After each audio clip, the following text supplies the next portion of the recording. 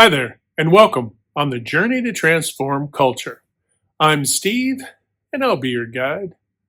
Well, folks, hope you're having a fantastic day and an even better week. In this video, folks, we're going to talk a little bit about the whole spider phenomenon. Now, if you're arachnophobic, I guess, if you have arachnophobia, yeah, we're going to talk about spiders. Now, I'm not an expert in spiders, so let's be clear on this. We're not going to really get into the science of spiders. Just going to relay some things, a little bit symbolic, but also maybe literal too. Got a story or two maybe to share. But we're going to talk a little bit about the whole spider phenomenon, right? And I guess I'll probably jump around. Just forget it. Pretend like I was going to have an order to this, but there's a few points I wanted to make. But we'll start from the broad strokes, okay? The broad strokes are this. Spiders typically, what happens typically, right? And this is for our arachnophobics out there, right? Maybe we're all arachnophobics when, I don't even know if that's a word, but we all have arachnophobia when we're surprised by a spider, okay? We may not all be afraid running around that spiders are going to get us, but just like anything, I guess like snakes and so on and so forth, right? But, you get into the shower and, you pull back the curtain or close the door or whatever, and boom, there's a big spider that's sitting there that's been, using your tub or your shower as a resting place or whatever, right? and you're suddenly awakened that there's a spider, right? Okay. So spiders, typically they surprise us, right? Typically it isn't like, oh, there's a spider kind of just hanging out. And sometimes that's the case, I'm sure, but mostly it's like, oh, spider, hello, what's up, dude? And and so it charges us, right? It really kind of affects our nervous system very minutely, probably for most of us, and maybe massively for others, okay? But it charges our nervous system just like anything that surprises would, right? And so because of that, the connotation with spiders, just like anything that can surprise us, becomes one of, oh gosh, we got to do something about this, right? It charges us, and it kind of makes us feel like we have to take action, right? We have to take action to protect ourselves and or whatever, right? Remove the spider, blah, blah, blah, insert, thing here. But so you got this whole nervous system being charged, wakes us to take an action, right? Alerts us. Then what are we typically doing? We see one, we don't stop there. We think, okay, and we're scanning the area now, right? We're looking around. Now, that's kind of the symbology I wanted to jump into. Think of this, you could think of this geopolitically on the world scale, right? With nations, you could think of this as within a nation, a state, a community, a culture, any culture, really, right? Of any scale, down to the group sizes and everything, right? Down to friend groups, family, your work environment. Obviously, we jump in talking about organizational culture here, but because that's where we work as teams to accomplish a goal. But it doesn't really, there is no bounds to our environment, right? Where we can be shocked by something. But so this spider-like phenomenon exists throughout all of culture. Things occur, or sometimes things are people, right? And or actions are taken, right? Those can kind of symbolize the spider phenomenon, right? And charge our nervous system that makes us go, what? And we start to look around, and it heightens our senses. We start to listen more intently, right? And now that can elicit more fear in some, make others caution, and others think, well, there's a spider there. There's going to be more spiders, in the future. There's spiders everywhere. The reality is this, and that, right? So you have degrees of reaction to this spider-like phenomenon. I don't want to demonize spiders, poor spiders. I'm just using it as a symbol. a little bit of symbolism. But how many times does the spider have to reveal itself before you take action, right? It might be that you leave, a door open or a window open, and you constantly are seeing a spider pop in, right? You're constantly being surprised by the spider. Why? Because you left the window open. You never took an action to abate the spider, whether it was a friendly thing or otherwise, right? You never did anything about it, really. So you keep going through cycles because what? You haven't done anything about the spider. Even to the extent that you go, well, it's a spider and they all come in and they just, they live all over around me. If you're a person with cobwebs, all around you, then I guess you're living that life. But for the most of us, no. Hey, we knock down the cobwebs, we clean, we keep, hey, you got all of outdoors. Enjoy, spiders. Indoors, boop, that belongs to us, right? So boundaries. So the spider, so that's another symbolism here too, right? Spiders charge our nervous system, get us to take action to what? Enforce boundaries. Now you see this, with the news of the day and all sorts of things where it sneaks in, right? Media, and yeah, social media too, get into our psyche, right? They're coming through the open window, not unlike the spider. Now, that isn't to say every bit of information is a spider, represents a spider's symbolism, right? But you have to ask yourself if it's charging my nervous system, right? You also have to ask yourself, is that an intentional design, right? Naturally, spiders aren't, for the most part, I don't think you're running around going, hey, let me freak this dude or this gal out, right? I kind of doubt that's really consciously going through the spider's mind, although, maybe they're the ultimate practical joker, who knows? But they're probably not consciously doing this, right? Their existence just manifests this reaction. Okay, maybe we can be spiders symbolically to other people in their lives and vice versa, right? We may charge their nervous system by our existence, not even doing anything, right? And so on. You think about the whole notion of the Black Widow, right? And, people have been framed as a Black Widow, type situation. Why? Because it's lethal. But you can use the Marvel character, right? Black Widow, right? Lethal. There's a lethality there, right? So somebody with that kind of lethality is going to charge your nervous system. It's going to make you react, make you probably flee, right? Or whatever. You're going to have to be prepared to do something, right? So there's a lethality that is incorporated into the whole notion of the Black Widow because it's, it is lethal, the actual Black Widow spider. But so we have this phenomenon going on, but you could take this as political figures, you could take this as leaders, you could take this as fanatics, you could take, pick a storyline going on in modern culture, and you can see where certain people, whether they by design or by default, have represented this whole spider phenomenon where their existence by what they're doing, what they're saying, and actions, all the actions that they're taking or not taking are what? Charging people's nervous systems and making them what? React. And then what is that reaction? And is that reaction by design or is it by default, right? Is it just a natural occurrence or is it being manufactured, right? Because, if you really wanted to freak somebody out, just drop a big box of spiders in their, midst, right?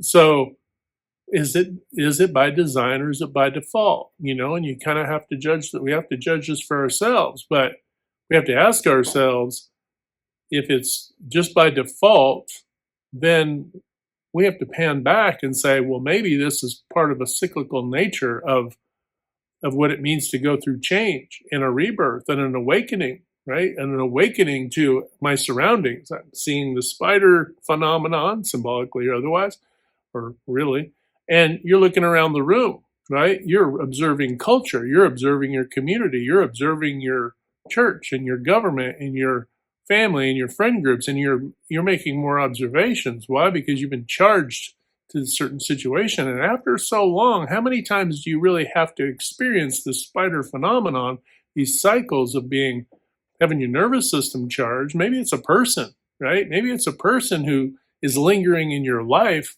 that represents a certain lethality, even if it's not lethal, like you're gonna, lose your life. But maybe there's a lethality. Maybe it's, maybe they're the energy vampires, right? Just absorbing your energy, just taxing your mind, whatever it might be. But this whole notion is eliciting us to do something. And oftentimes people don't do anything. And then we wonder why certain things keep happening over and over again, right? Cycles keep happening over and over. It could be bad relationships. It could be bad work, professional relationships, and or, organizational interworking, right? The inner workings of an organization, right?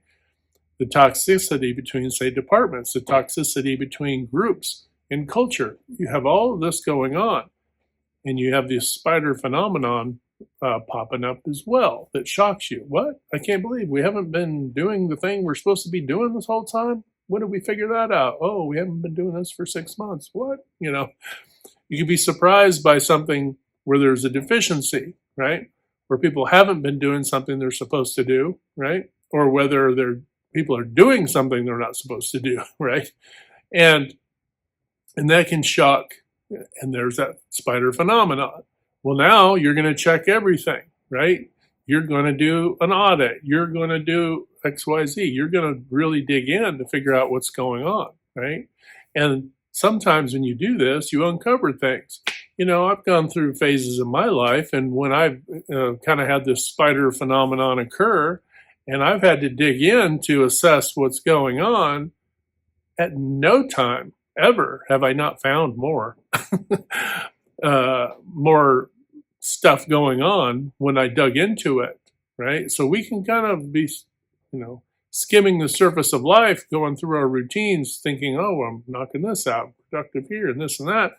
Then you could find out somebody's, let's say you have a business. There might be somebody who's talking poorly about your business or this or that. You could have things going on behind your back that you don't even know about. This is tough territory too if you're talking about relationships, right?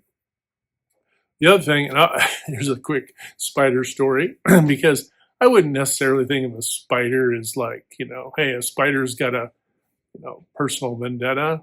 But this is the story about my ex-wife, and this is many, many moons, years ago. Okay, and we were at a like a state park hotel thing or whatever, and we were there for a few days, and one night we were, getting ready to click the light off, but and there was these high, pretty vaulted ceilings, which was kind of interesting for that type of a venue, but situation. But in the far corner of the room, up in the far corner, was a really giant daddy longlegs spider, right? And I don't typically think of a daddy longlegs as particularly, threatening, right? I know that they can bite. I know, they're mostly nabbing smaller spiders and, little thises and that's.